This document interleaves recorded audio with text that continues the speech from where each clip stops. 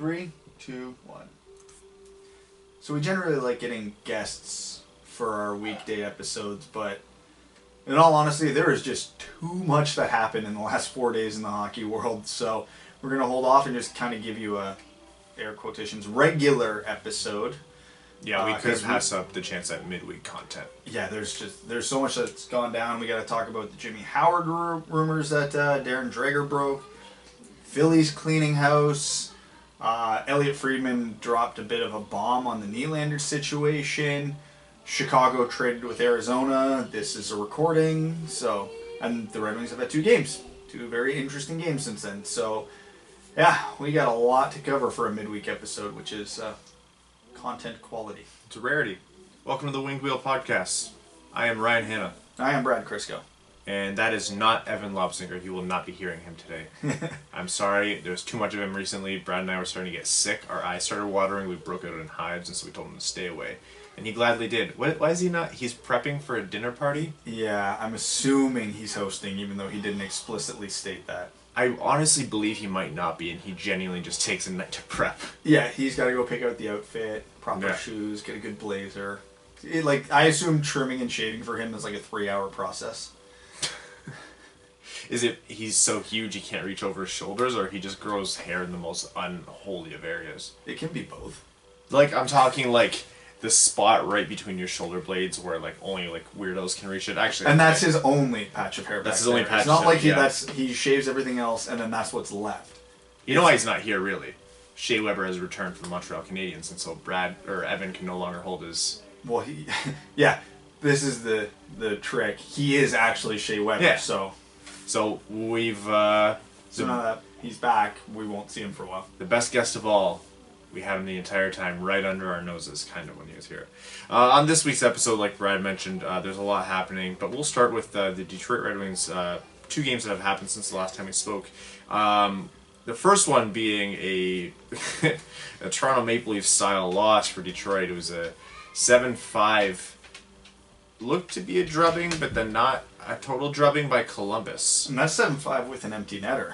A bit of a fluky empty netter at that. It's a little bit of controversy at the end. If you are pro-tank, you want the Red Wings to tank, that Columbus game might have been best case scenario for you. To be down 5-1 relatively early in that game and then drag that all the way back to 5-4 in the third period, that's a moral victory. Columbus pops a 6th, Detroit comes back, pops a 5th. Again, that team didn't quit. Moral victory. So there you go. If you're pro-tank, also Wednesday was worst case scenario for you then. But yeah, Wednesday was not. Wednesday was a really bizarre game because it was 2 teams facing off that it was very evident that they weren't having fantastic seasons. No, I can't. I was all season, so we'll circle back to the Columbus game, but I want to talk about the St. Louis game more. Because I was curious. I admittedly hadn't watched a ton of St. Louis this year just because they're generally the late game, and let's be honest, if I'm watching a late game, I'm watching like Winnipeg or Nashville or Vegas. So I hadn't caught a ton of St. Louis games this year, and I think the one I did, they won, so I'm like, why are they so bad? This doesn't make sense to me. I just assumed goaltending. I'm like, okay, this has just got to be one of those teams where I have Jake Allen on my fantasy team, so I know his save percentage sucks. So I assumed that was the whole reason why they were bad. And then I watched that game. They are bad as a hockey team. They are suffering from a severe case of the LA Kings. They're talented. They've got a lot of big, aggressive players, like in a good way, but they cannot skate. That was a slow hockey team playing a slightly less slow hockey team. Like, you could tell Athanasiou and Larkin, every time they touched the puck, they just kind of did what they want until they fumbled it. Mm-hmm. Because nobody on St. Louis could skate with them. Or even attempted to skate with them. It was actually pretty shocking because, again, you run through that. Ryan O'Reilly, great player, having a great year. Tarasenko, Bozak as your third-line center. That's a good third-line center. You just run through that entire roster. Pietrangelo, Colton Parayko, like, they should be good. But out of everybody I just rounded off, what do none of them have? Speed. And it's not like they have a Darren Helm, so a lot of their plugs are burners. They're not. Patrick Maroon. They don't even have a coach. Do they have they have an interim, right? Craig Berube, yeah. Yeah. Oh. He always makes his way back. Yeah. He's always kind of kicking around. Yeah, so I really don't know what to make of St. Louis. They are, and they don't even, so they got kind of lucky. Remember, and I remember this distinctly now because I had forgot it when I tweeted about it last night. When St. Louis made that trade with Buffalo for Ryan O'Reilly, and we saw that the first round pick they gave to Buffalo was a 2019 first, but it was top 10 protected, and we scoffed. We're like, why even bother? Oh, yeah, boy. It was great call. So someone looked at their own team and went, ooh, yeah, this might not be so. It's like a trap game encapsulated within a team because they have all the makings, like you said, like all the talent and all the big previous success to say, yeah, they might be the ones who come out on top in the Central this year. No. Yeah, I think I had them in our predictions in the divisional seed. Like I think I had them just behind Nashville and Winnipeg. And I didn't even feel like I was being that bold there. No, me either. Actually, I'll look up where we had them. Yeah, because I think I even had them in my head flirting with maybe upsetting Winnipeg or Nashville in the standings. Because again, I really liked the O'Reilly trade, and they had Robert Thomas coming up, who hasn't been bad this year, but he's not been like exceptional. And Fabry was coming back. I'm like, off season, like everything was going right for them, and then this season, and mind you, they're bad, but if their goaltending hadn't been so terrible this year, they probably aren't 8-11 bad. But there was nothing about that team that I watched that screams, oh yeah, no, they're going to be up there with the Winnipegs and the Nashvilles of the world. It's worth noting that the Red Wings have an insane talent to pull the other teams above them by their ankles and make them play down to their level. Teams constantly play down to Detroit. I don't quite understand it, but it happens a lot to them. But you can't even say that game, because for the first 30 minutes of that game, Detroit looked fantastic. Yeah, they looked great. The speed, they were just blowing past them. There were at one point. Now it's horrifying to think at the end of the game St. Louis outshot Detroit, but at one point, I want to say it was about halfway through the second period, Detroit was out shooting St. Louis 25-8. That's a bad strategy. Detroit constantly loses games where, yeah. And then as soon as St. Louis tied the game, Detroit ended up taking the lead like right back. So, and again, you look at the Columbus game, they came back. Detroit literally is incapable of playing with the lead, but this isn't anything new to us. Jeff Blashill's I'm just going to sit on the lead strategy wreaks havoc once again. Do you know which defenseman had the least amount of time on ice in the St. Louis game? Dennis Cholowski. And St. Louis came back. I wonder why. And who had the most time on ice of the defenseman? Trevor Daley. No, he got injured. It was the pair. It was, I don't remember who was on top, but it was top two, Nick Jensen and Danny DeKeyser, and it wasn't close. There was a big gap between those two and everybody else. When did he get injured?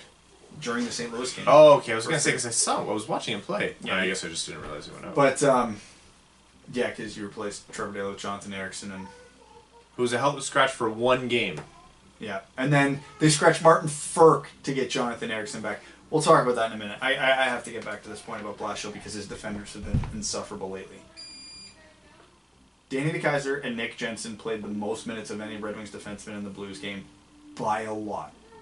And the team blew a 3-goal lead. This is not a coincidence. This isn't rocket hockey. This is Jeff Blashill in his mentality for 4 years of... We have the lead, shut it down. If you want to do that in the last 2 minutes of a game, fine. I'm completely understanding of that. You can't do that for 30 minutes of a game. 40, oh yeah, I guess it would be 30 minutes because Detroit got the 3-0 lead like midway through the second. I'm not going to go on too long of a tangent about Blashill, but just because his defenders have been so vocal lately, I'm pointing out every time he does stupid things like this. And on the same note of stupid things Jeff Blashill does, in that, I'm just going to stick to this one game because he's making it too easy for me. He really wanted Jonathan Ericsson to get back in the lineup. Of course he did. Which is fine. He had the perfect excuse to get Jonathan Ericsson back in the lineup. He had a defenseman who is playing at an absolutely awful level. Like every single metric you can go by, Trevor Daley has been a disaster this year. If you want to just use the eye test, Trevor Daley has been a disaster this year. And again, I was having actually a great conversation with someone on Twitter about this. I'm not like an analytics guy in the sense of I don't know how to calculate them. I know there's infinity different stats you can use out there. And I'm not married to a specific statistic. I don't care about Gar over Corsi, over Fenwick, over whatever. I literally do not have a preference. What I like using all these advanced stats for is if I can find someone who's universally bad in all of them, I can justify what my eyes are telling me. And Trevor Daley, his stats are actually worse than what my eyes are telling me, which is horrifying. So you could just pull Trevor Daley out and plug Jonathan Ericsson in there, and right now that's probably a net gain. Can Jeff Blashill do that? Can Jeff Blashill hold a veteran player accountable? Absolutely not. He scratches Martin Ferk for Jonathan Ericsson. And if you're sitting there, Brad, but Martin Ferk's a forward. Did they put Jonathan Ericsson on the fourth line? No, they decided to run 7 defensemen. There hasn't been a Red Wings head coach since Scotty Bowman to hold the veterans accountable. Truly hold the veterans accountable. No. I genuinely believe that true accountability, like objective accountability without, accounting for how Michigan or how long the players played or how gritty they are, like that kind of responsibility has not been, assigned to those players since Scotty Bowman. Mm-hmm. Dave Lewis is an aberration. He doesn't count. Mike Babcock was a terrible offender of just constantly putting young guys or guys who were still working on things in the doghouse. And Gus Nyquist didn't make the NHL till he was almost 25 with yeah, Babcock. So ruined 4 of his best years. And then Jeff Blashill's life goal is to be Mike Babcock. It seems. It really is. We joked about it with his cadence and his demeanor, but his coaching style is grossly identical, just without any of the talent. Yeah, just without the actual keen hockey sense that Mike Babcock has. Mike Babcock, if you haven't been paying attention to Toronto, is still... Toronto fans are still miffed at most of his personnel decisions, but you can't ever argue with his systems. They work. Mm-hmm. Jeff Blashill doesn't have that advantage. Jeff Blashill has all the same questionable personnel decisions, but with much worse systems. But with the same, let's play ultra-conservative mentality. And Toronto can play with an ultra-conservative mentality because their forwards are so unbelievably good, it doesn't matter. They don't need to push offense because as soon as they get the puck in any scenario, offense is going to happen. People don't understand that. You can say, oh, Toronto, they're 5 goals a game. They don't play a conservative style. Yes, they do, because Babcock is obviously trying to mask a weaker defense, but the offense is so good, the talent doesn't matter. Isn't Tavares on pace for like 50 goals and 100 assists or something stupid like that? Mitch Marner is on pace for 90-something assists. It's messed up. And by the way, just because all of you are listening, everybody who's in the Wing Wheel podcast, Fantasy Hockey Bowl, I have no idea how you let me get Mitch Marner in the 4th round. Thank you. Brad used to be vehemently opposed to fantasy sports, and I think we've broken him, and I can't tell if this is good or bad for my psyche yet. This is the only league I'm in, and I just like chirping it because I know all of the people I'm chirping. Mm-hmm. I still won't do any other fantasy league. We're gonna move on away from the games, and we're gonna talk about what do we want to do? Oh, let's do St. Louis, Detroit. Let's do the Jimmy Howard rumors. It's right. So for anybody who missed it, on in Hockey Insiders or whatever they call the segment on TSN, Darren Dreger was talking about St. Louis's need for a goalie. This is not news to anyone. St. Louis's goaltending's been terrible this year. Jake Allen, after having a few really good years, the last 2 years have been very rough for him. St. Louis has needed a goalie for the better part of the last century. Yeah, well, it looked like Jake Allen was going to be the answer there for a bit, but a lot of people are attributing his successes has a direct correlation to when Ken Hitchcock was there. Yeah. So you put an ultra-defensive system and it's going to help your goalies. Mm-hmm. So since Ken Hitchcock left, Jake Allen's numbers have fallen off the face of the earth. So, anyways, Dreger's talking about St. Louis's need for a goalie isn't unusual. A lot of people are pointing that out. What is unusual, and it's unusual in general, not just for a trade rumor, but to just single out one player that a team has been looking at. So if you say a team is looking for a goalie, you'll hear 5 names of all the usual suspects rattled off. Dreger only, for the better part of 2 minutes, focused on St. Louis is taking a hard look at Jimmy Howard. And immediately, myself watching that, because I was watching it live on TSN when they were doing it, I'm like, okay, that's new. And then obviously it hit Twitter and everybody's like, okay, that's new, that's interesting. So then all the theories and trade proposals and all that came down the shelf. And before we dive into the logistics of should Detroit not do this, St. Louis has no cap space. None. Zero. They have $40,000 in cap space right now. Whoa! You pay off my student loans. Yeah. So we have to factor that in with everything we're discussing around this. So, discuss. To start, should Detroit trade Jimmy Howard for a decent offer from literally any team in the universe? Yes. Completely and unequivocally in my mind. I understand that that's not as much as of a given universally as it might have been last year or 2 years ago, considering Howard's contract is running out this year, and it's not like Detroit has an impending need to add cap space this year. But still, in my mind, if you can get an asset for 2/3 of a year of Jimmy Howard, when he very well might come back in the offseason, or even if he walks it, I mean, I love the guy as a Red Wing, and I think he's done amazing. I've said a lot of times on this show, I think he's an underappreciated martyr, really, for what he's done for this team. But if the Red Wings are about to acquire anything better than a 4th-round pick, I don't see how you say no. Obviously, there has to be cap. If it means handing over Jimmy Howard, retaining a good chunk of his cap for the year, and then getting a second, and then whatever piece they have to send back to balance that cap, like, if I'm Ken Holland, I'm laughing, right? Like, I don't. So, here's the thing that's at least positive to start with this. Dreger did mention what Detroit is asking for Jimmy Howard. This should be good. It's a first. They want a first for Jimmy. Jesus. Here's the catch. I mean, I get that as basic negotiation. To be fair, the goalie market isn't as weak as it used to be. There are legitimately a number of teams right now, not desperate for goaltending, but very much need it. I mean, we're going to talk about it later. A GM basically lost his job because he couldn't get a goaltender. 2 if you count Carolina's. Yeah, true. So, St. Louis doesn't have their 1st-round pick. Right now, technically speaking, Buffalo owns it. Now, keep in mind, that St. Louis can defer that pick to the next year to Buffalo, but here's the thing, St. Louis can't trade it. No. Because as of right now, they don't technically own it. And even if they finish, like, they get pick 11, it's Buffalo's. They don't get a choice to keep it or not. Yeah. So they can't trade it. So that leads to, okay, well, if you can't get the 1st-round pick you want, what's the next option? Well, Detroit's looking to the future. Prospects. Traeger mentioned by name Robert Thomas and Jordan Kyrou. And my first reaction is Ken Holland is high off his ass if he thinks he's getting Jordan Kyrou or Robert Thomas, 2 of the top prospects in the entire NHL, for a rental goalie. I'm like, there is no reality where this works. Then I got curious, because this isn't the first time St. Louis has done this.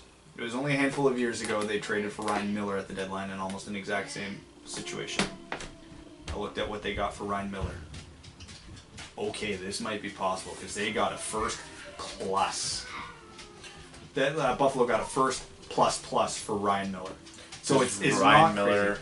Do Ryan Miller and Jimmy Howard carry the same situation? Like, what Ryan Miller's reputation and talent at the time of being traded, is that where Jimmy Howard is right now? It's not far off because it wasn't when Ryan Miller was at his absolute peak. This was on the back half of his career.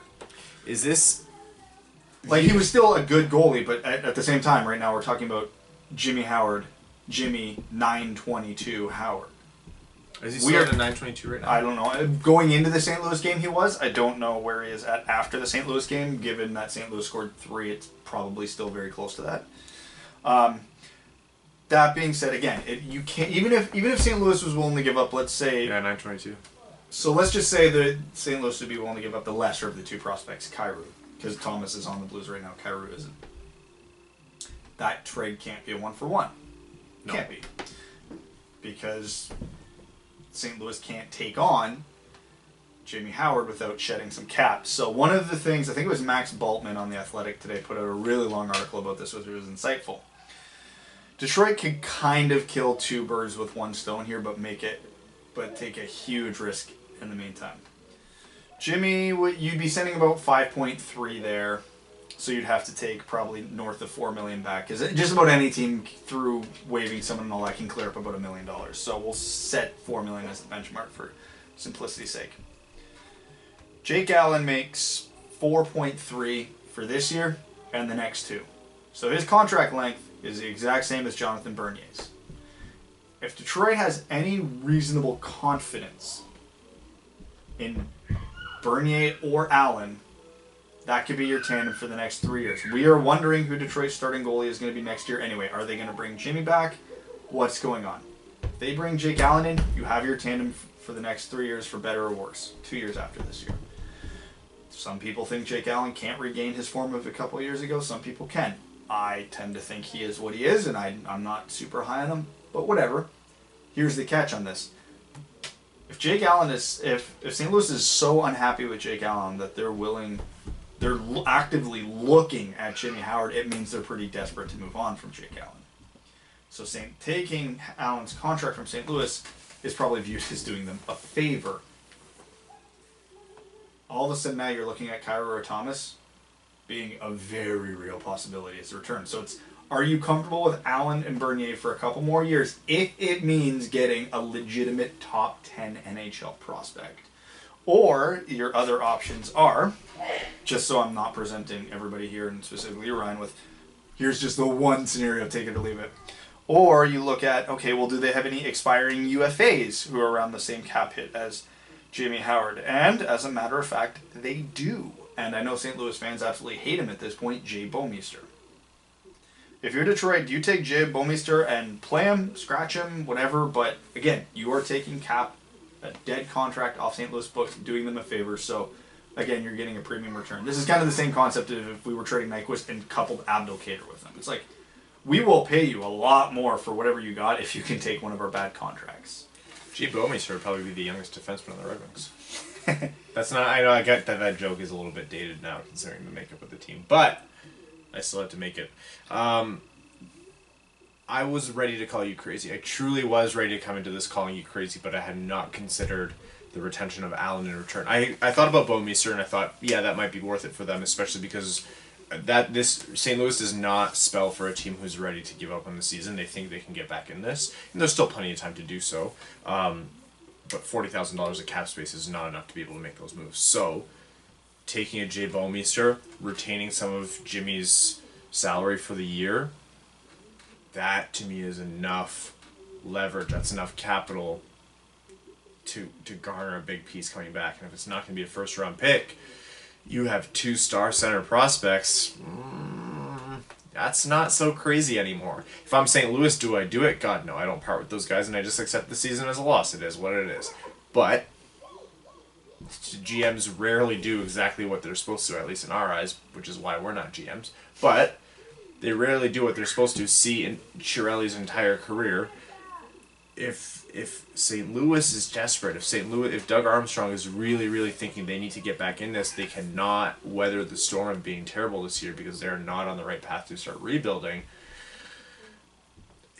Ken Holland and Brad Crisco aren't crazy, and I can't believe I just said those words out loud on this podcast. So the guy who had that clip of me last episode, I need you to do the same thing for Ryan. Yeah, that's only fair. That's only fair that you get to keep that one. I'm assuming you're going to make a little button and then you press it, it's going to come out of the walls. But yeah, so for me, like I said, the Jay Bouwmeester one, taking him on just to make any trade work, I don't even think twice about that, even if I never have an inkling of playing him a second in the NHL. Cap space for Detroit doesn't matter this year. Yeah, it really doesn't. So if we're moving Jimmy, taking on Jay, sure. You would get a bigger return if you took on Allen, though. Oh, yeah. And I'll be completely honest with you. Again, I don't expect Detroit to compete in the next, after the season, 2 years. Could they scratch a playoff spot in those 2 years? Yeah, maybe. So I'm in the camp of, yeah, I'd happily take Jake Allen on if it meant getting a Thomas, a Kyrou, or like a future first-round pick. Those are the only things that would make me satisfied with taking, because I don't think 2 more years with a suspect player is good. If you're moving Jimmy Howard to St. Louis and taking Jay Bouwmeester just for the sake of clearing up some cap space, then yeah, the price goes down, and then you're probably looking at like a Klim Kostin or I'm trying to remember who some of their other prospects are, Dominic Bach. Yeah, sure, I do that, no problem, and I think that's a great return. But those guys do not equal Thomas or Kyrou, so.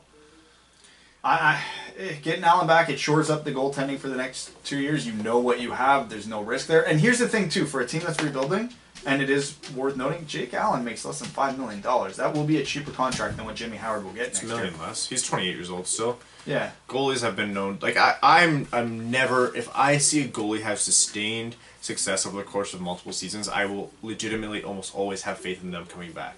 Always, always, always. Unless there's some fundamental shift in the position or it was very obvious that they were playing some seriously guarded minutes, which actually might be the case here. I'm always for... Like, I believe Bernier can just get hot and steal games. Not an entire season, but I think Jake Allen maybe could come back and be serviceable for those 2 years and not absolutely disgusting to hold as a contract. I don't believe in either Bernier or Allen being successful as long-term starters, but I maintain that for the purposes of not winning too much in those years, that's probably for the best. And if we're being honest, you look around the NHL, you do not get your franchise goalie from free agencies or trade. It doesn't happen. Look at some of the best goalies in the league. Carey Price, drafted by Montreal. Jonathan Quick, drafted by LA. Pekka Rinne, drafted by Nashville. Henrik Lundqvist, drafted by the Rangers. You don't get legitimate starting goalies. So it's either there or you get them from like the Denny's down the street and they happen to sign. If Jake Allen or Jimmy Howard's the Red Wings goalie with Bernier for the next 2 years, I'm good with either. I honestly don't care because we got to hope that Philip Larson, a Keith Petruzzelli, a Jesper Eliasson, just one of them hits. That's what Detroit has to do right now. Just bank on one of them hitting. Maybe with their first, second round pick this year, they grab like a Spencer Knight if he's still there. You got to hit on your own goalies. So yeah. Again, with where I think Detroit's going to be over the next couple of years, I don't care who the goalie is so long as they're not allowing 5 per game. If Jake Allen comes over and he's not good, and if he was just a symptom of Ken Hitchcock, and Jonathan Bernier is a starter for the next 2 years, it's fine. I'm okay with that. He'll be at somewhere between 900 and 910, which... Because the thing is, too, Bernier is the type of goalie, when he's off, he's really off, but when he's on, he's really on. So, like, he's not the type of guy who will be bad every game. He'll be really good for 3 games, and then that 4th game is just so unbelievably bad, it brings all his season stats down. And again, for a team that's rebuilding, that's probably better than the alternative, than a guy like Jake Allen who's just putting up an 890 every night. Mm-hmm. But Bernie's only $3 million, Jake Allen's only 4.3. You're not married to either one as your starter because of a contract. They have the same term, similar cap hits. Ride whoever's hot. So anyway, I'm just saying this as I would prefer to take Allen back than Bouwmeester if it means literally getting that bigger return. You're boring, dude.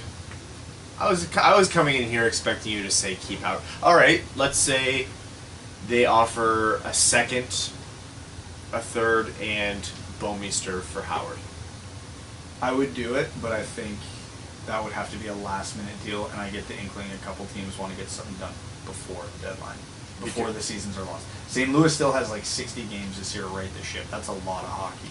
Yeah. At the deadline, here's the problem if Kenny holds all the way to the deadline.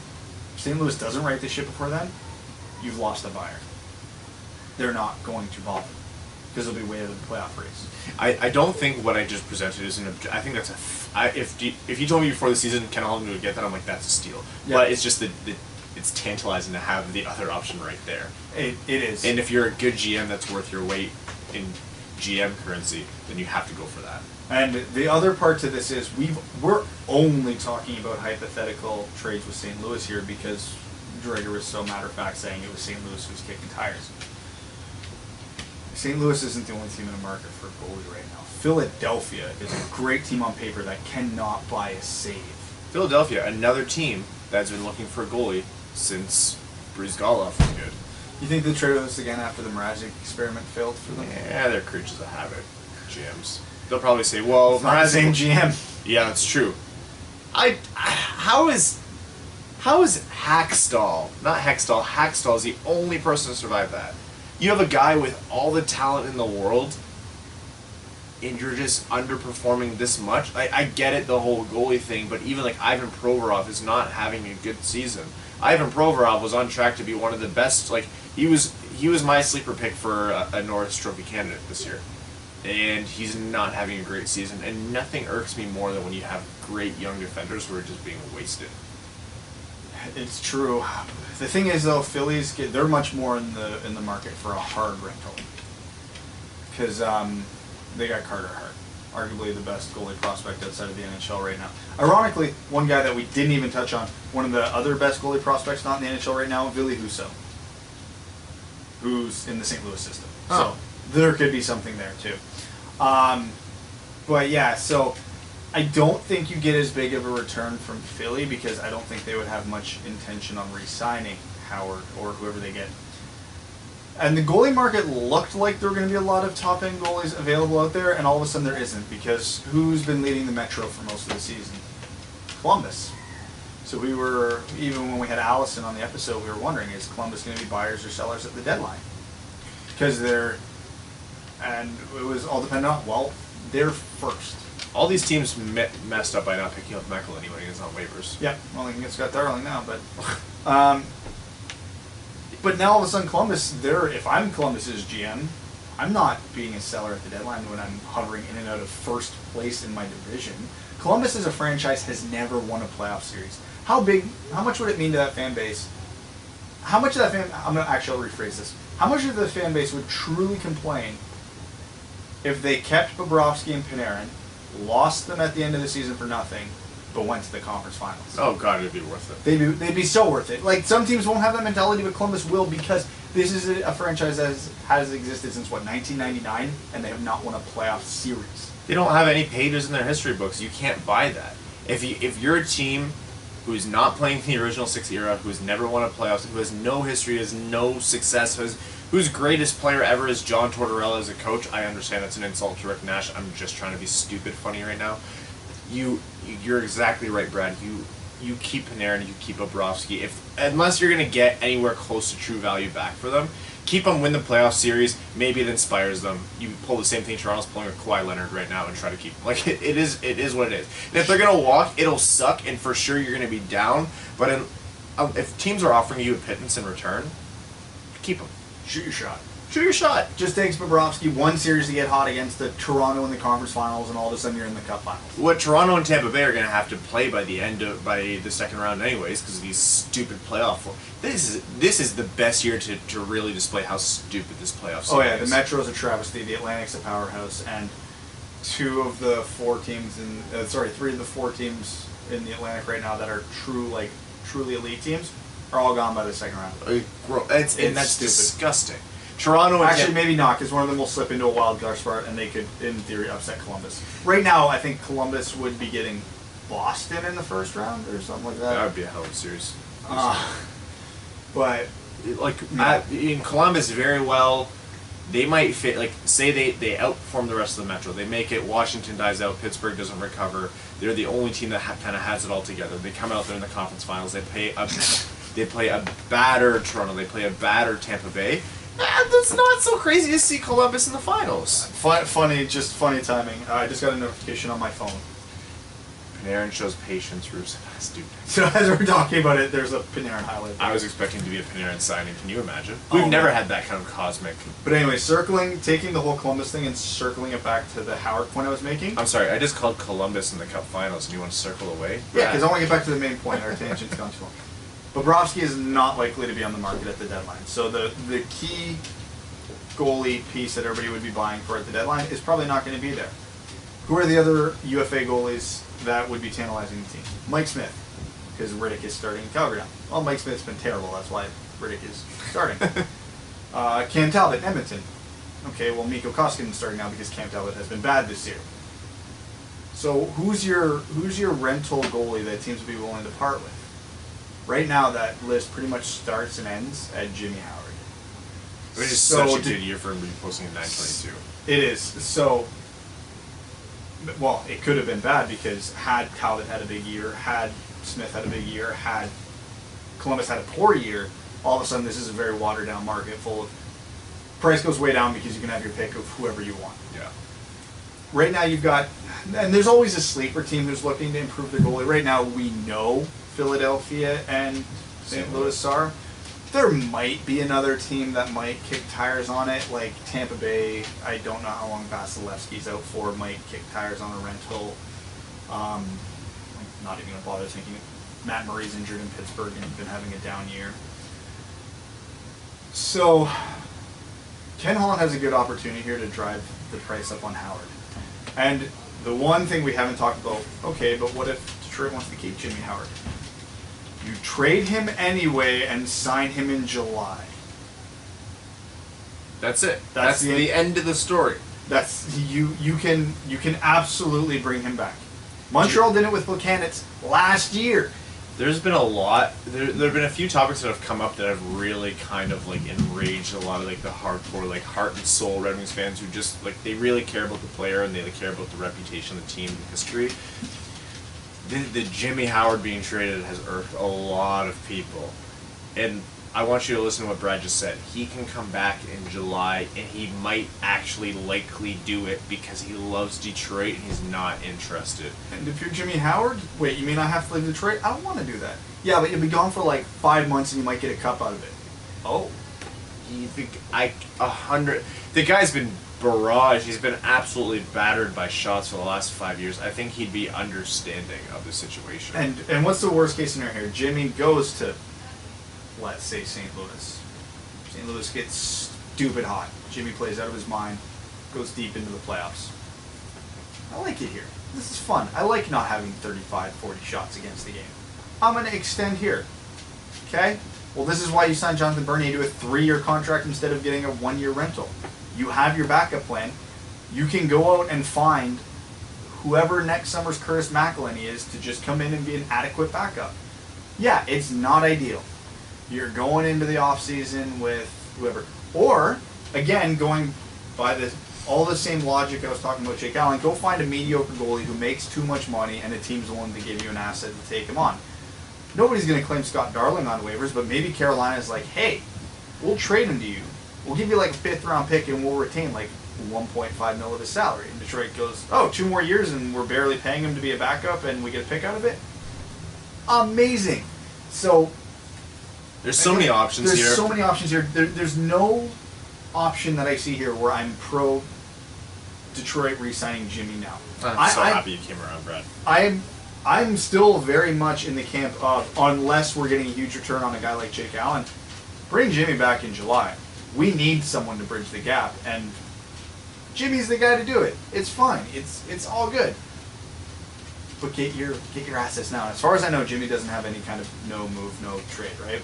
I will look that up right now. That's a risky take to have with a Detroit Red Wings player. Yeah. But Jimmy Howard has no trade protection. No trade protection. Good. Yeah. So there you go. So it doesn't even matter. You can send him off kicking and screaming if you want. Let's talk about Philadelphia. A GM got fired because a GM couldn't find a goalie. Ron Hextall got fired. I want to pull up a list of their. I had a list of their draft picks. So he started in what, like 2014? Oh, I couldn't tell you. I think it was like 2014. Since 2014, Philadelphia has drafted Travis Sanheim, Oscar Lindblom, Ivan Provorov, Travis Konechny, Nolan Patrick. Those are all guys who have, and I think, played. Signed JVR. I think Couturier and Giroux's contracts both came under him. Yeah, the guy wasn't perfect. Brad, you mentioned before the episode, the Shen trade wasn't great. Wasn't able to land a goalie. Wasn't always the best GM. But if I'm thinking of reasons why Philadelphia is not good, I'm not laying that label on Hextall. I think he's been one of the more creative and better GMs. Philly has almost $9 million cap space. Right? Like, it's not a bad position for a team that was supposed to be like excellent in a wacky metro and might just be underperforming for the first 20 games. $9 million cap space is quite a bit to work with. Like, that's a great position to be in. By no means was he in a Detroit position where they suck and they also are spending the most in the league. It's just such a wacky situation. They have Sean Couturier 4 more years at $4.3 million. That is among the best contracts in the league. That might be the best contract in the NHL. He makes in the same, like, him and Jonathan Ericsson could switch pay stubs and mix them up, realistically. You white out the names, it's all the same. So he got fired, the assistant GM got fired, the assistant coach got fired, Chris Pronger got fired, right? Like, he's still with the team? I don't even know, but apparently he was a low-key candidate to be the next GM, although it looks like Chuck Fletcher is the front runner now. Which, like, why?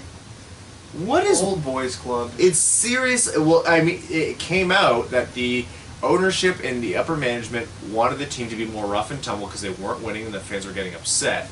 And so they wanted rough and tumble hockey, and Hextall, being a rational human being and a good hockey mind, went, what? No, that's not the way to go when you have a talented team who's just not doing well. And so they booted him, and they're going to bring in someone old school. They're going to pay Radko Gudas $11 million a year, and it's just going to be an absolute tire fire. So there was one rumor, again, I don't know if it was confirmed out there, about why they parted ways with Hextall. They did come out and say they had philosophical differences, essentially, which is why they parted ways. One of the rumors to what those differences were was Hextall was still kind of in the rebuild mindset, like, no, do not bring Carter Hart up. We are not giving away futures, yada, yada, yada, which part of me sides with Holmgren on this one, because again, not necessarily that he's done a bad job, but Philly's very much in their window now. Claude Giroux is 30.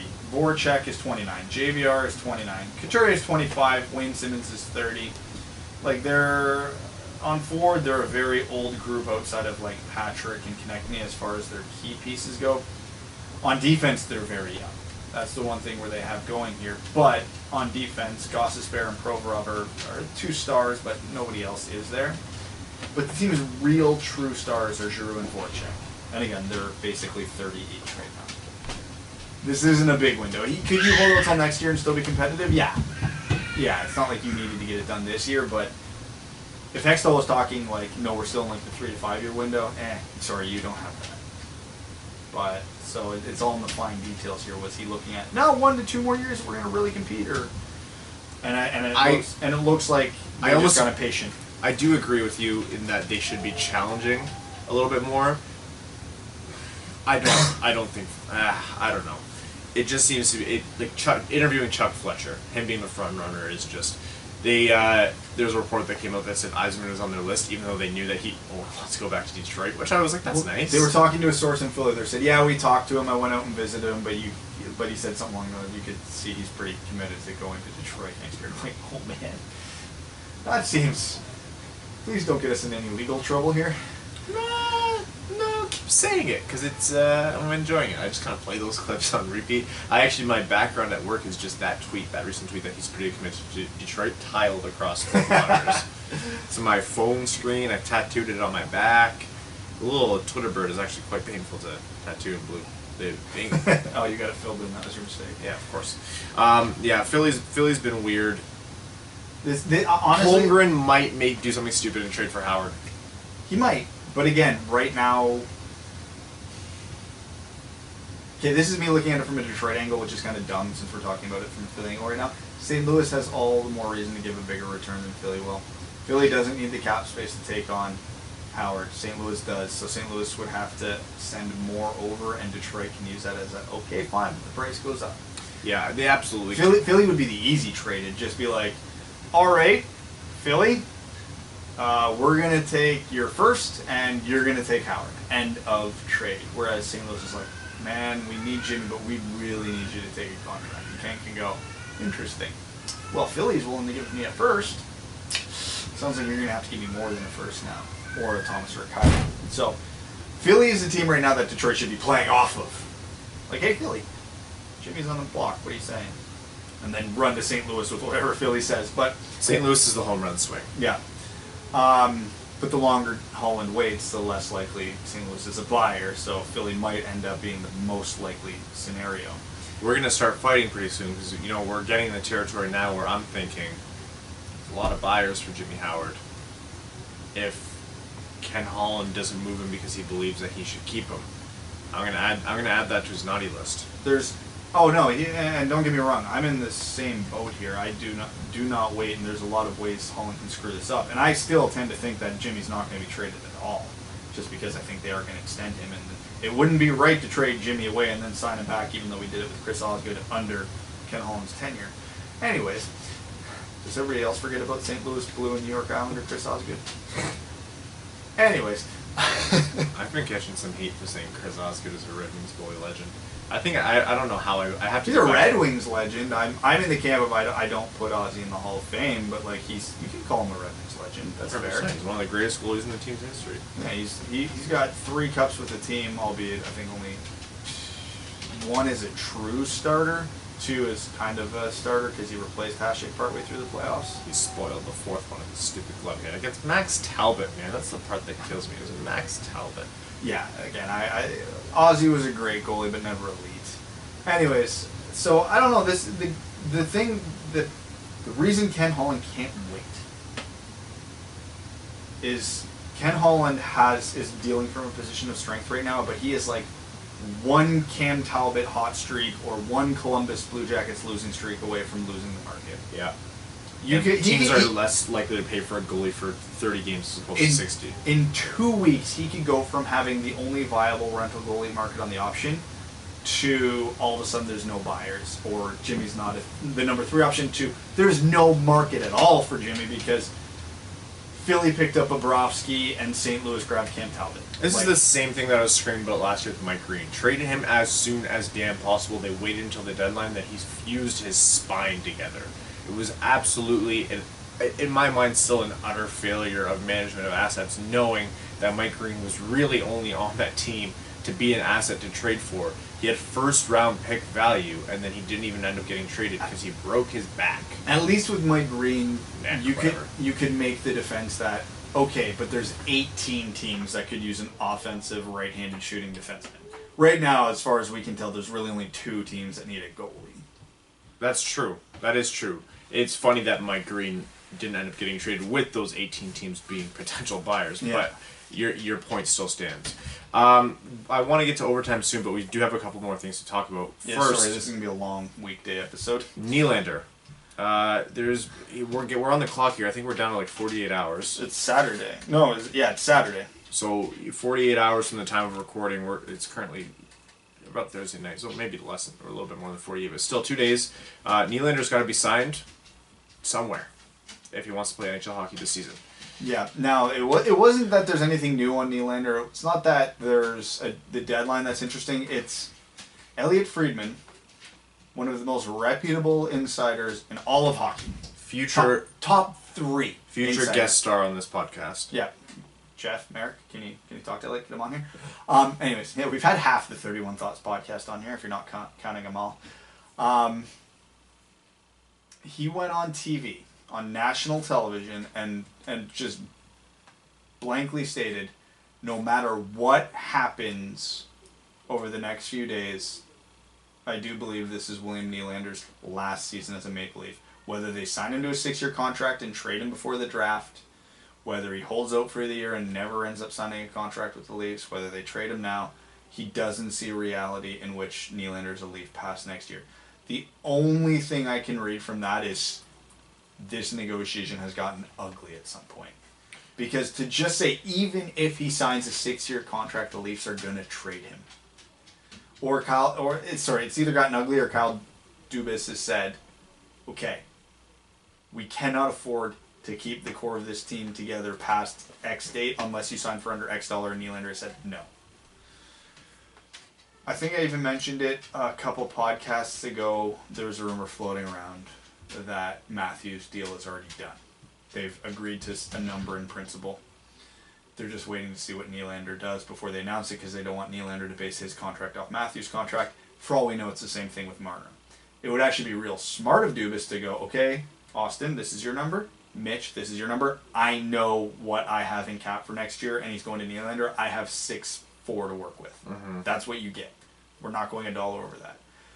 Nylander. So in theory, because they have a ton of cap space this year, and they can sign this season Nylander to whatever they want. So if they end up signing Nylander to, let's say, $7 million per year over 6 years, great, they get him for the rest of this year, but they know they cannot keep him past next year because of what those numbers are. Fine, we are going to sign you to this, but we are going to trade you then. So, something has happened for Elliot Friedman to just state blatantly, he is not going to be a Leaf past this year. That is not a statement insiders ever make. They will speculate, saying, I think this might be what happens. I could see this happening to state so plainly. I've never seen that before from a true legitimate insider. I've seen it from like Eklund and stuff like that, but when was the last time a Bob McKenzie and Elliot Friedman and Darren Dreger just went out and said something like that? Darren Dreger does it all the time.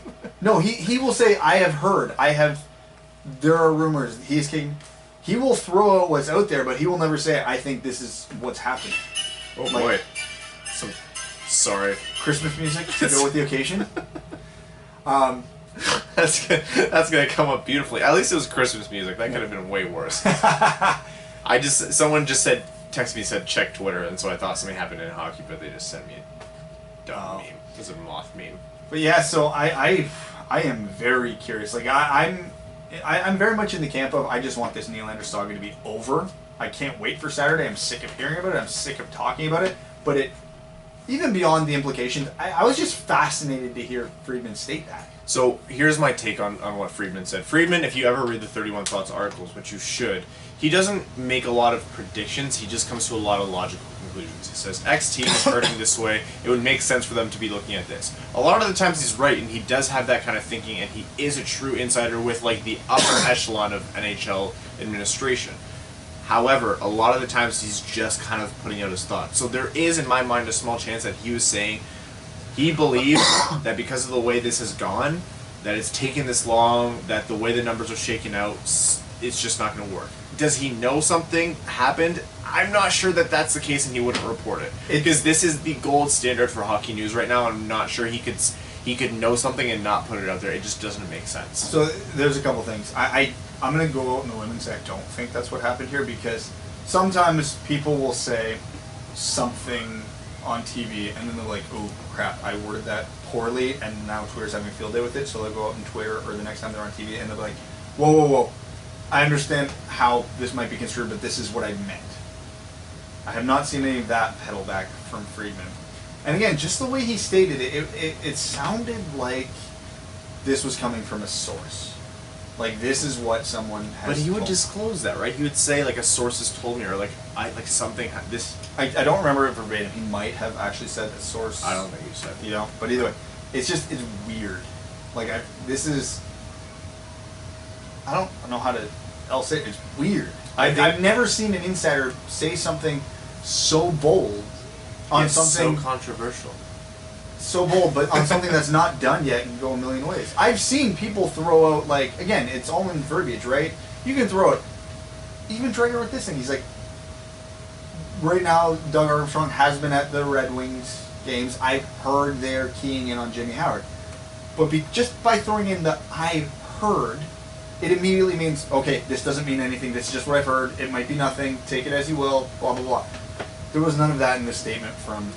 I honestly have just my genuine belief. If I had to put my chips in one pile, it would be he's basing it off of A, how long these contract negotiations have gone, and B, maybe some inside information on what the Leafs' internal numbers are looking like in terms of what their cap situation is projected to be. Because you also have to think teams are now thinking about expansion draft 2021. They're thinking about future rises in the cap. They're thinking about, their future arc. Like the teams often have one guy, if not an entire department, of cap specialists.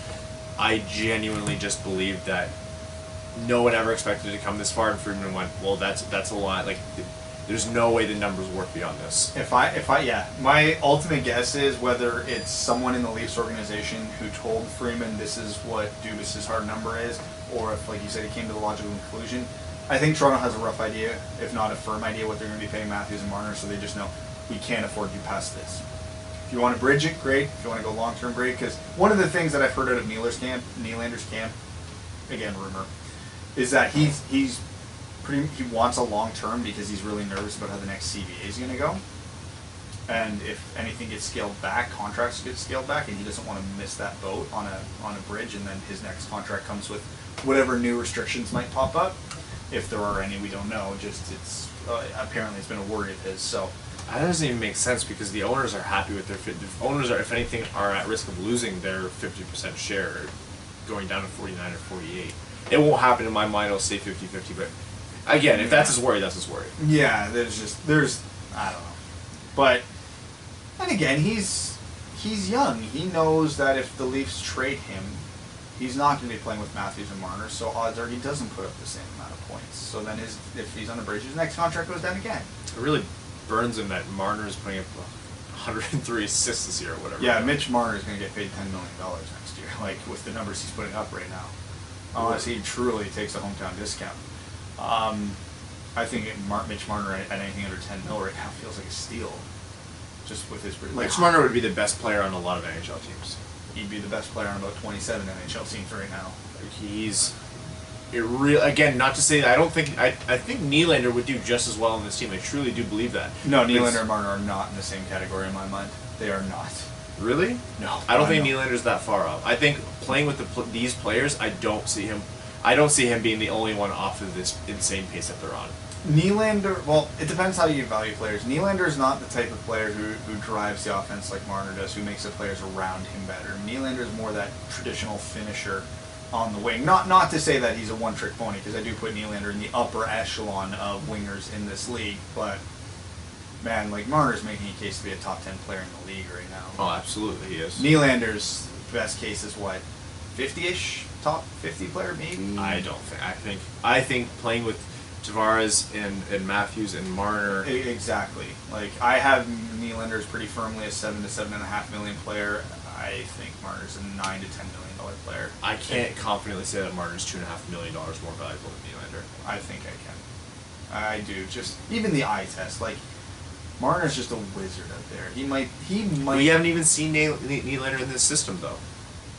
No, we haven't, and he's older, and he should, in theory, have improved. Also, I think Nylander's a year older than him. Is he? I think.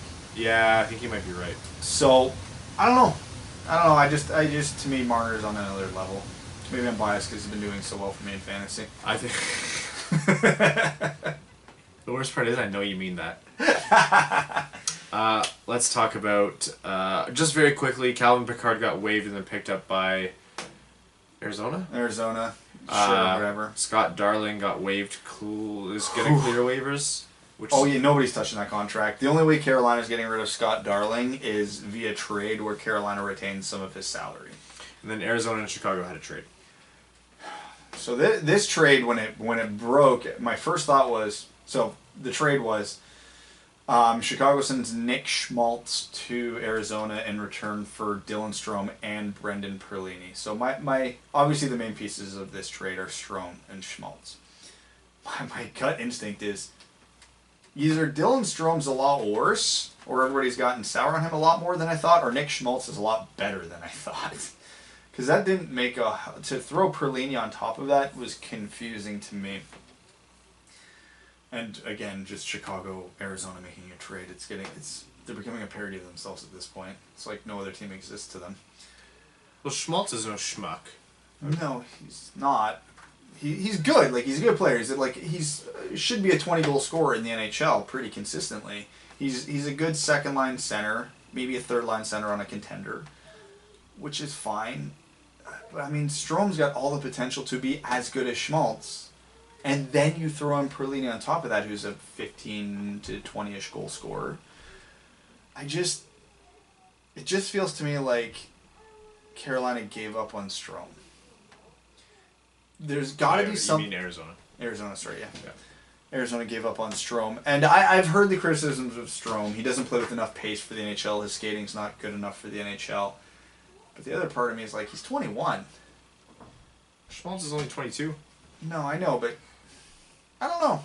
But again, it wasn't just Strome for Schmaltz. Strome for Schmaltz I could see, but Strome and Perlini? For Schmaltz, you're going to give up two younger players for the older guy? Yeah, he has 6 points this year. Perlini, he's doing that bad. Didn't he have like 20 last year?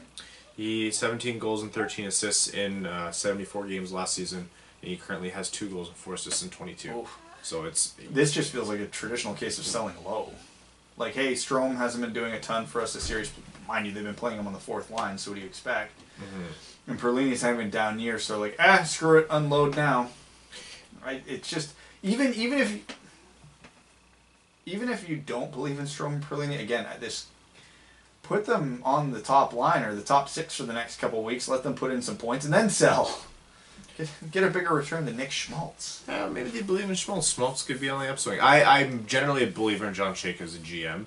I think he makes more good moves than bad ones, and even his bad ones, what I would label as bad, are questionable in at least projects. For example, taking Barrett Hayton over Philip Zadina was alien to me, but he could be right about it. Barrett Hayton has looked a lot better this year than he did last year. Not that it justifies a top 5 pick for him, but yeah, I can kind of see where they were coming from. Regardless, with that, we are just about at the hour mark, and we do want to make sure we get into overtime, and of course our midweek episode overtime is exclusive to our Patreon patrons, our supporters, our hearts, our souls, the loves of our lives. Brad tried leaving Crystal for Patreon patrons in general, but the court said he could not marry a group of people like that, and so unfortunately for Crystal, they are still wed, but we love you guys nonetheless, and we're going to start reading out your comments. Brendan B. Singer says, "Hey guys, I have a couple things today. First, it seems that despite his multi-point game last night, Vanek is clearly a few steps behind where he was 2 years ago during his stint with the Wings, and Daly is obviously not playing as well as last year. If these two players were at their past performance, does that bump this team into a lower-tier playoff team?" No, it just makes them more of a solid purgatory team.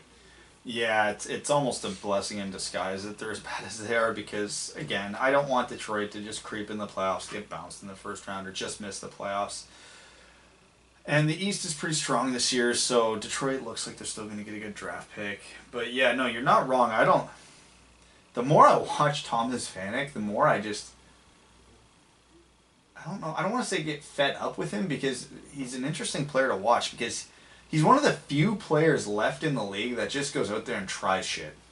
Just like, I got it in the corner. Yeah, behind my back into the slot. Hopefully somebody's there. Most of his plays don't work, but it looks cool every time it does. He's a talented guy with no legs left. That's all it is. Yeah. We knew that with him coming back in. That's why I didn't like the signing, but like whatever. And it looks like his care level's just gone. He's just out there having fun, which is, again, on a rebuilding team, whatever. But if you're talking, we brought Vanek in for veteran leadership, he sure as hell is not playing in any sort of system right now or with any sort of caution. Second, as you guys saw from the spreadsheet I tweeted at you a few days ago, Mantha and Athanasiou's numbers over the course of the season are looking real good.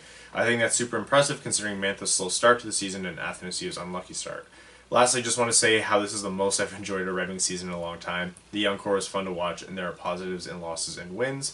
Even in the last few years of the playoff streak, it was more frustration than anything. Thanks as always, guys. Go Wings. And you're not wrong. Mantha coming back to pace this quickly has blown my mind. I was expecting this season to be well under par for him.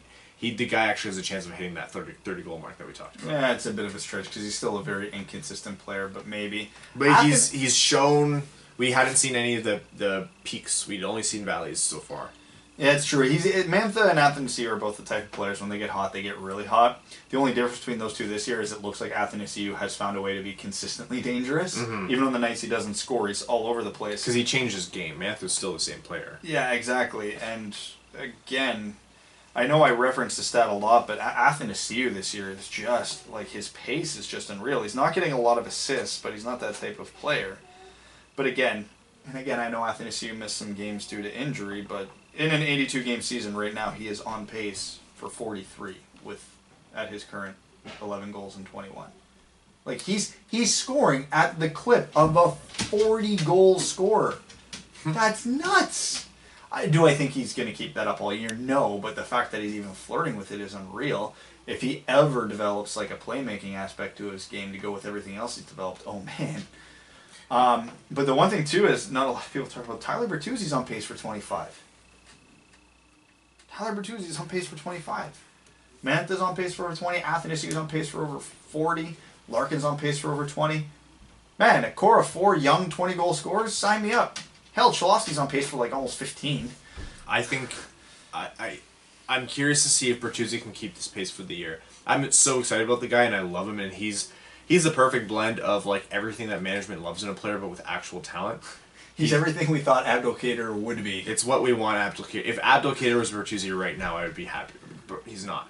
So if Bertuzzi can keep this up, and this is actually a mainstay of his contribution to the team, I'll be thrilled. Someone very justifiably asked me a question on Twitter today of, hey, so Tyler Bertuzzi plays a lot like Justin Abdelkader. his numbers this year look a lot like Justin Abdelkader's did before he got the contract. Should we be worried that we're going to overpay Tyler Bertuzzi? To which my answer was no, we do not need to be worried because there's a very key difference here. Tyler Bertuzzi is a lot younger than Justin Abdelkader was when Abby had his huge year. And when Abby had his huge years, kind of, he was on a line with two generational talents who were basically using him as a backboard. Tyler Bertuzzi is putting up this production playing on a line with Luke Glendening and a rookie. Yep. Genuinely, Abdelkader was a backboard. Datsuk and Zetterberg told him just to find the open ice, but really what they meant was stay the hell out of my way. Yeah, just when we give you the puck, just don't miss the net. That's all we ask. And when you're standing in front, just make sure when it hits you, it hits the net afterwards. Tyler Bertuzzi... Now, I tweeted this out last night, too. Tyler Bertuzzi and Michael Rasmussen should never be apart on a line because they are probably the two best players on this team in front of the net. I don't love Luke Glendening as their center, but like if you go out there and tell Luke Glendening, all you need to do is get the puck to the net, these guys will take care of it. That's a line that can actually thrive. Because Tyler Bertuzzi, I've been talking for the last few weeks about just how underrated his puck skills are and his timing and his coordination. I mean, he's got like 3 goals this year where he just whacked the puck out of midair. Like we've been talking about Michael Rasmussen as like the holy god of deflecting pucks and having net front touch. I don't think Tyler Bertuzzi is necessarily even worse than Rasmussen at that. At this point, he might be better. Mind you, Rasmussen's like 4 years younger than Bertuzzi, I think, but. Still, those two guys, when that puck is in front of the net, one of them is going to put it in because they have the skill, the timing, and the wherewithal to know where to be and what to do. And it's a treat to watch. The downside to Tyler Bertuzzi and Michael Rasmussen are neither of those guys are guys who drive the play to get the puck to the net. They're both capable. Bertuzzi, I think, is a little better at it than Rasmussen, especially on zone entries. Bertuzzi's quite skilled at it. I think on his first goal, he was actually the guy who gained the zone that led to his goal when it eventually came back to him on the rebound. But like someone was talking about it, maybe we put Rasmussen at center to get someone else with them. I'm just thinking about this as our third line next year. A really fast playmaker type with these guys would be great. Someone, I don't know, like a Joe Veleno. That would be a truly scary line, despite how young they all would be. That's a great point, but unfortunately I have to detract from that to ask you the very important question. Do you have a direct line from an oxygen tank into your lungs through your back where I can't see it? How do you manage to not take any breaks in between your words? I feel a little bit off today. I was telling Brad before the episode that I've just, like, I have this weird thing where I'm just exhausted. I must have mono or, like, typhoid or something. And so I'm like, I'll let Brad's excited about this week's hockey content. I'll let you go on. But, that was like 18 different clauses just sandwiched all together. Because I knew the point I eventually wanted to get to, but to give and it you didn't context, want me to cut you off. and I had to get to every little quarter to make the final point to get everybody excited. And, yeah, you're not allowed to excuse it. I'm in crippling pain with my stomach right now. I'm just trying to ignore it. You want to talk about crippling pain with your stomach? I have chronic illness. So do I. Oh, yeah, I forgot about that. I'm like... Did I not tell you this years ago? Welcome to the IBS podcast. I'm going to move on to Ryan Pratt's comment. He says, hey guys, I saw a clip a while ago with Jonathan Berggren dangling a guy and scoring, but any idea what his potential could be? Thanks, hashtag Let's Go Red Wings. It's early, so you can't give him a true projection, but that also means this answer is way more fun. What is his ceiling potential? You're talking top-line playmaking, scoring winger who could be as exciting as Veleno is right now. The two players that I look at, if you want to compare Berggren to current NHLers, a less abrasive Victor Arvidsson, I tend to look at a Vincent Trocheck as like the best case scenario. That small, shifty, high offense forward. Downside with Berggren is he doesn't really have a game that translates to a bottom 6 role, so if he's not producing, he's probably not in Detroit, so kind of that boom or bust type prospect. He's playing pro. He's playing in the top league in Sweden right now, the SHL. He's only got like 3 assists in 16 games, so he hasn't done a ton with it, but he's also, if you've been keeping up with the Red Wings prospects updates, he's only getting like 9 to 11 minutes a game. So I don't know if he'll play there again next year or come over to Grand Rapids to get some more ice time. Like, this is why I don't get why kids like this don't come over to the AHL more. Like, yeah, man, I get you like Sweden and it's your home and all that, but we'll get you ice time over here. Come on, man. They're going for a championship here. We're trying to develop you. But, yeah, I don't know. I expect as the year picks up for him to get more comfortable at the pro level, and then hopefully next year he'll have a bit of a breakout year, and if he doesn't, then maybe we got to temper expectations a little bit. Joe Caboose119Z Falzone says, I just want to say, as an American, I didn't have as much of a connection to Ron as you guys, but your excitement and discussions with him gave me the warm fuzzies. I could just tell how cool it was for you guys. It came across as really respectful, genuine, and passionate. I have to tell you, that was the coolest thing we've done. Ron McLean, like, everybody, even in America, knows what, like, a staple hockey night in Canada is up here in Canada. And it's not just that Ron McLean is one of the hosts of Hockey Night in Canada. Not just that he's the host of Hometown Hockey. Not that just he's the host of one of the hosts of Coach's Corner.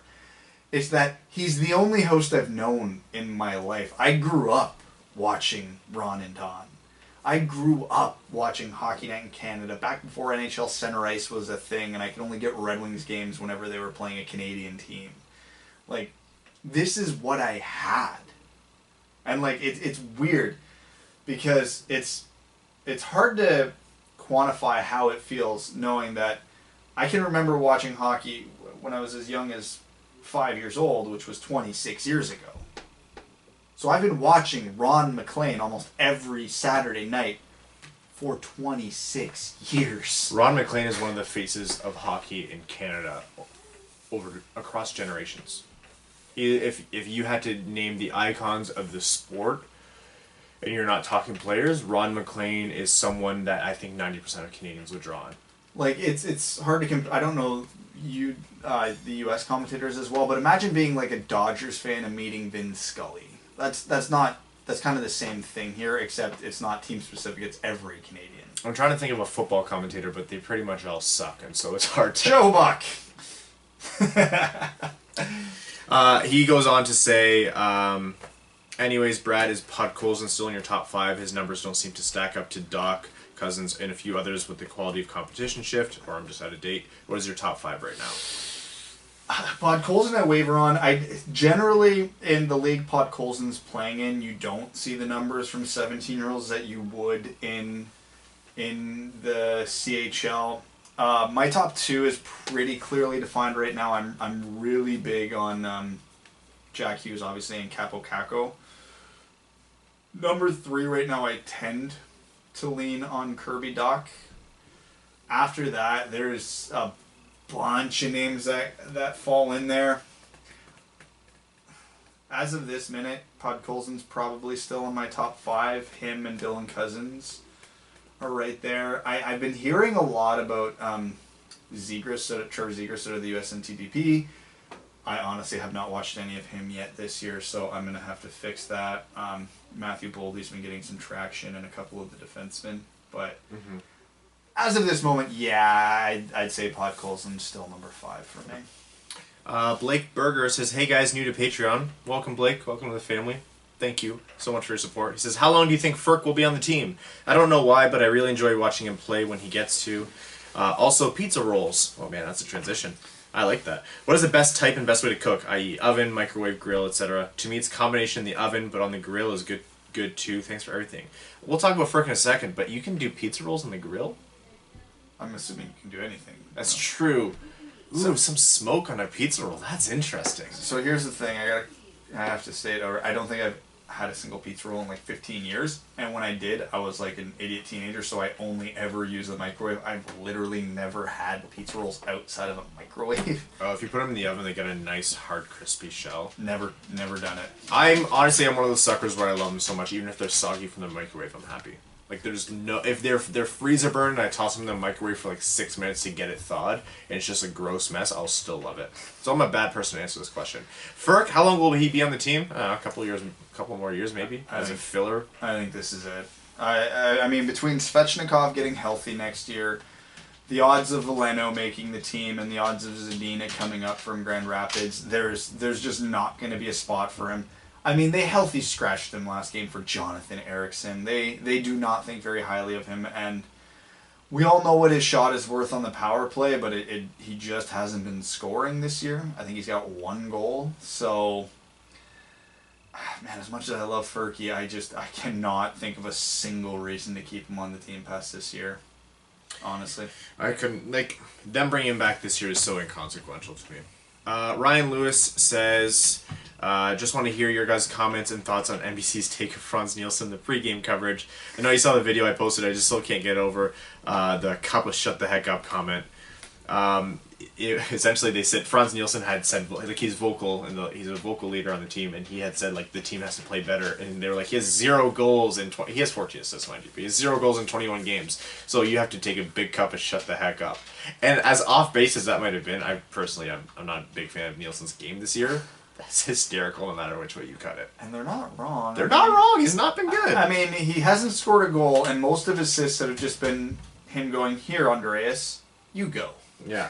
So, yeah, and he makes infinity money to basically get his line mates to do all the work. Yeah, he's not the type of guy to go out there and say, yeah, you know, we don't have the skill to be able to not outwork people. Sorry, Franz, you're not wrong about not having the skill thing, but you ever think that,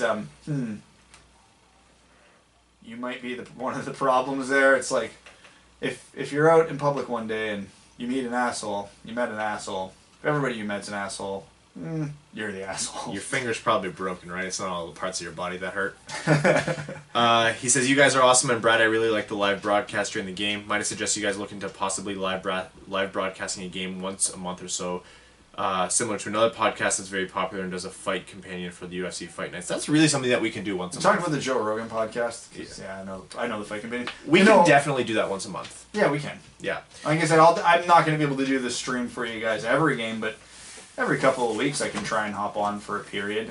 Assuming you guys are willing to tolerate Mika and her love for seeing herself on camera. Because she was talking more on that stream than I was. It involves the fans a bit more and gives us some hockey-related knowledge in the room. Referring to the video of my fiance explaining offsides for sisters still cracks me up. That was funny. And I promise I'll try and get better at actually... I was having a hard time juggling the chat and the game because I wanted to watch the game and analyze the game, but I didn't want to miss anything in the chat. So if we have my laptop, it's a lot easier. Yeah, it wasn't too bad. Because I was broadcasting from my phone, but I pulled the chat up on my laptop still. But yeah, so it's just so... I might ignore the chat a little bit more and then just kind of throw in comments every couple minutes or every minute or so rather than constantly answering, so I can keep a bit more of a focus on the game. It'll be a learned skill. Clayton Van Dyken says, hey guys, don't have too much for you today, but I hope you're doing well. Anywho, I'd like to continue my last week's segment and ask what Pokemon Jimmy Howard would be. I was going to ask what Pokemon Witkowski would be, but I think I nailed that one. Pretty sure he's a Mankey. Not a Primeape, as a Primeape is useful, just a wee little Mankey. Jimmy Howard. Jimmy Howard is a Chansey. Highest defense stats in general. And also just pretty cute and happy. Yeah. I like that. I dig your Chansey take. You've been pretty good with the Pokemon takes, Brett. Yeah. Kaylin Wood says, hey guys, the other day my socks got wet on the way out to work, and I immediately turned around and said I was working from home. This meant I went back to bed for a couple hours, watched some Twitch, logged on to Destiny, and drank a beer at 2 p.m. I have not played Destiny since the update. I really need to. What job do you have, and how do I get it? When life gives you lemons. Anyways, the wings are pretty fun to watch, but man, I would love something that happens on Twitch a lot with streamers in the way of viewer challenges. Let me explain. What if fans could vote on a no dump and chase allowed in this period/game? That'd be awesome. What type of challenges would you vote for? Till next time, love yous. Ooh, no challenge. Not let Abdulkader off the bench for a whole period. Yeah, only play your top 2 lines for a whole period. See what happens. When you're winning a game, continue to play your offensive threats. Yeah. I like that. That would be fun. Trade Trevor Daley before the 3rd period. Rowan says, at what point do we need to start looking at who the 30th/31st best prospects are, seeing as this team is now good again and the younger core are solid and goaltending are going to will us to a wildcard spot in Fairy Tale Stanley Cup Finals run? Ooh, just a bit after Brad learns how to breathe in between words, so once that happens. Jimmy Howard trade rumors. I was going to write a mini diatribe, but how about you just discuss the range of situations, potential landing spots, and outcomes if you haven't already. Beat you there. Weekly jersey question. Should the gross, horrible, evil Colorado Avalanche do a Nordiques jersey night like the Canes are doing with the Whalers? Would this make you hate them less as a franchise? Yes and yes. Yes and yes, and that game should be against the Carolina Hurricanes while they're dressed as the Whalers.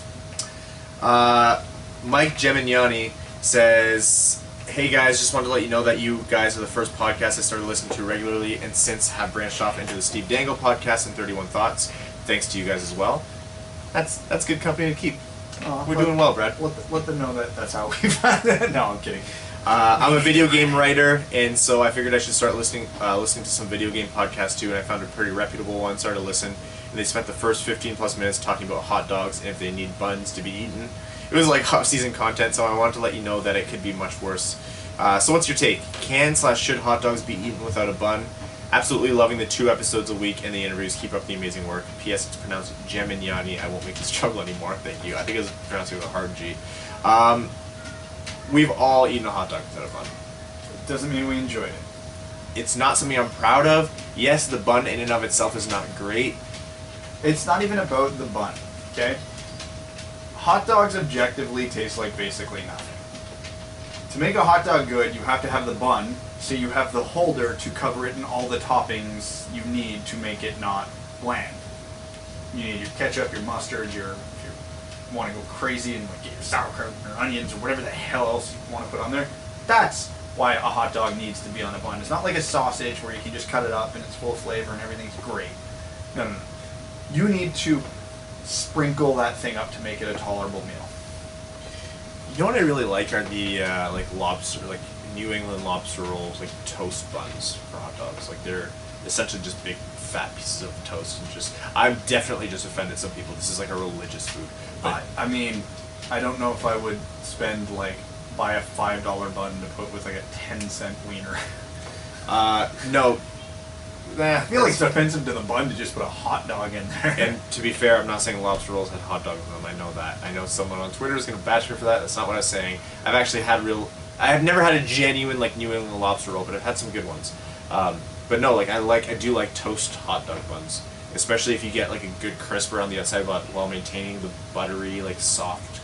Well, to be fair, even if we're talking cheapest hot dogs imaginable and you're just getting whatever cheap buns you have, if you're doing them on the barbecue and you don't put the buns on the barbecue for at least a minute to give them a crisp, you're a monster. You're a monster. The worst sin in this world is genuinely serving a cold hot dog bun or burger bun. Yeah, if you're serving a bun that is still thawing, you're the worst person in the world, and maybe you shouldn't exist. Why the hell have a barbecue with an upper tray? Why? You just pull it off, throw it in the garbage. You don't need it. With that heavy note, we are going to end this podcast. We want to thank everyone, all of our listeners, all of our Patreon patrons, our name-level sponsors, Andrew Hassenfratz, Sean Levine, Chad Hiersack, Sky Carcass, Arjun Shanker, Clayton Van Dyken, Langabeer, Derek Shippert, Ryan Lewis, Kaylin Wood, Charlie Elkins, Stan Olson, Dan Bell, and Hannah Lee. Thank you guys so much. You're incredible. We love you. You're the reason this podcast happens. If you guys want to support the show, on Twitter, @WingedWheelPod, follow the account, and then follow our individual accounts that are listed in the bio. We're super active on Twitter. We love engaging with you guys. Subscribe however you listen to the episode. Rate us. Rating us on iTunes is huge. # do the thing on Spotify for the Winged Wheel Pod. Whatever it might be. And thank you for the feedback. I know last week we had a little bit of an audio glitch. We'll keep an eye out for that. That was a new one. We've never seen that before. Was that the one where it cut a bit? Yeah, cut. Yeah, and there's no... I went back and did the whole process again. There was no reason it should have cut. That was just confusing because I did the exact same process over again and it was fine. See, what actually happens is Brad talks until he's blue in the face and in the brain, and then his right eyeball kind of loses vision, and then he didn't even realize that technical glitch. So we're going to wrap this one up and fight his laptop.